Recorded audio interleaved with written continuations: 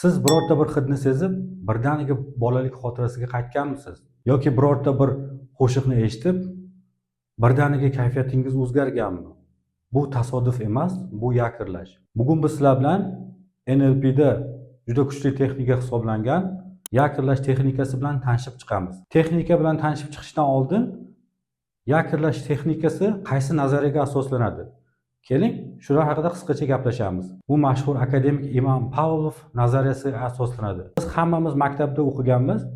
Ya'ni shartli va shartsiz reflekslar nazariyasi. Pavlov nima qiladi? Pavlov itga ovqat beradi va lampochkani yoqadi. Itga ovqat beradi va lampochkani yoqadi. Bu holatda u 14-15 marta qaytaradi va ikkinchi bosqichda Pavlov itga ovqat bermasdan shuni lampochkani o'zini yoqqanda itda avtomatik tarzda so'lak bezi ajralib chiqishni boshlaydi. Yakrlash texnikasi aynan shu nazariyaga asoslanadi.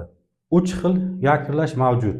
Vizual yakrlash, ikkinchisi audial yakrlash, uchinchisi kinestetik yakrlash. Keling biz sizlar bilan yakrlashga misol keltiramiz. Hozirgi bosqichda biz faqat ijobiy yakrlar haqida gaplashamiz, lekin shuni ham bilishimiz kerakki, salbiy yakrlash ham mavjud.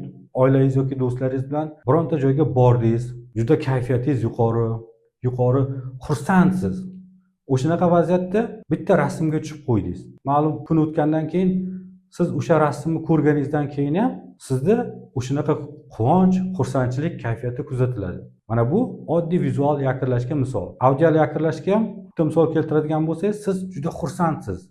Yuqori emotsional holatdasiz. O'shanaqa vaziyatda qanaqadir bitta qo'shiqni eshitib qoldingiz.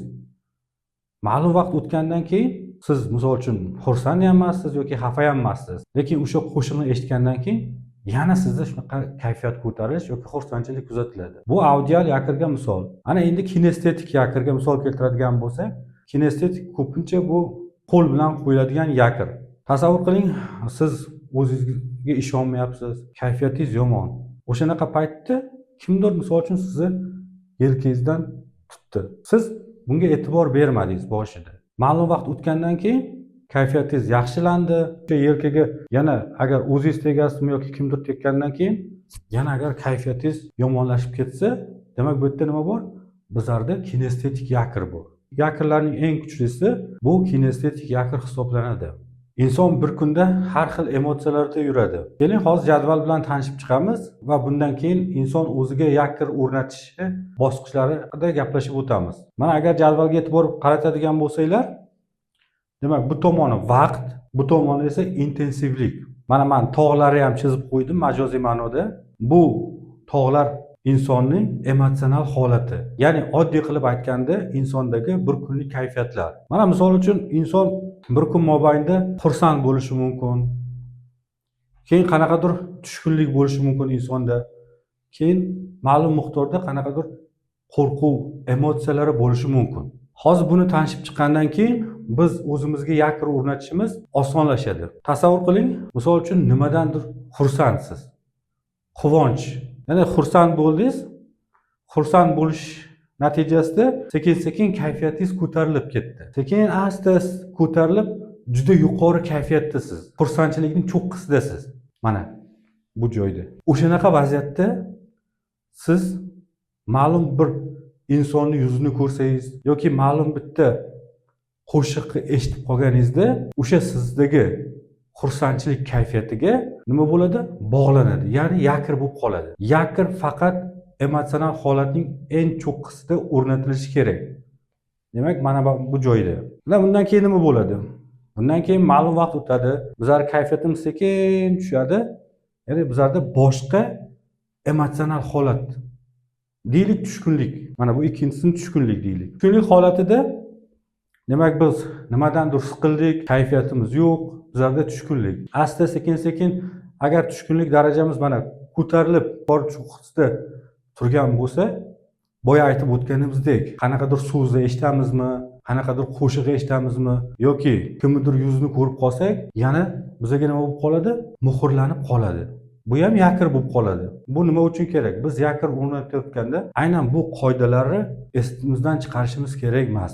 Endi inson o'ziga qanaqa qilib yakr o'rnatishi mumkin? Yakrlash bosqichlari. birinchi bosqichi o'sha yakir o'rnatadigan joyimizni birinchi navbatda tekshirib olishimiz kerak. Bu xavfsizlik nuqtai nazaridan. Chunki bizlar bilmaymiz-ku, o'sha biz yakir o'rnatmoqchi bo'lgan joyimizda balki qanaqadir eski yakirlar ham bo'lishi mumkin. O'shaning uchun tekshirib olishimiz kerak bo'ladi. Birinchi bosqichda tekshirib olamiz.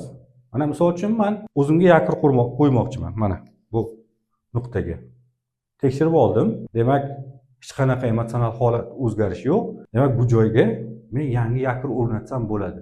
Tekshirib olgandan keyin ikkinchi bosqichimiz biz o'zimizga kerakli bo'lgan holatni jalb qilishimiz kerak bo'ladi. Mana bizlarda bitta presupozitsiya bor edi. Inson tajribasining barchasi uning nerv sistemasida joylashgan. U quvonchli holat bo'ladimi yoki qanaqadir qayg'uli holat bo'ladimi, hammasi bizlar nerv sistemamizda joylashgan bo'ladi. Men misol uchun o'zimga ishonch holatini yakirlamoqchiman. O'sha hayotimda, tajribamda qanaqa vaziyatlarda men o'zimni ishonchli his qilganman. O'sha vaziyatni men eslayman. Eslagandan keyin, demak, agar o'sha emotsional holat cho'qqiga yetadigan bo'lsa, 3-bosqichda biz yakirimizni o'rnatamiz mana. Aynan shu qora nuqtaga yakir o'rnatdik. Yakir o'rnatadigan joyimiz o'ziga xos bo'lishi kerak.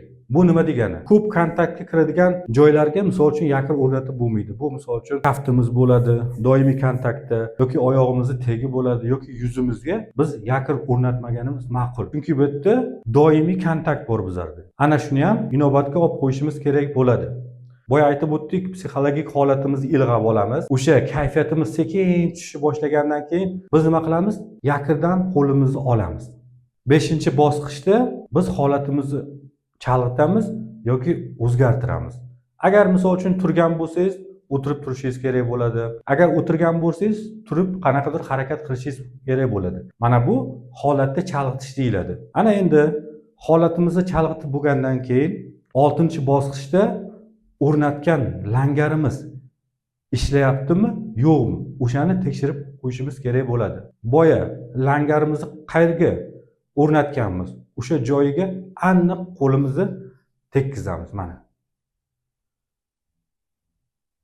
Agar qo'linglarni tekkizganingizlarda o'sha sizlarda qanaqadir ishonch, shu xursandchilik kayfiyati ro'y bersa, demak biz langarimizni to'g'ri o'rnatganmiz.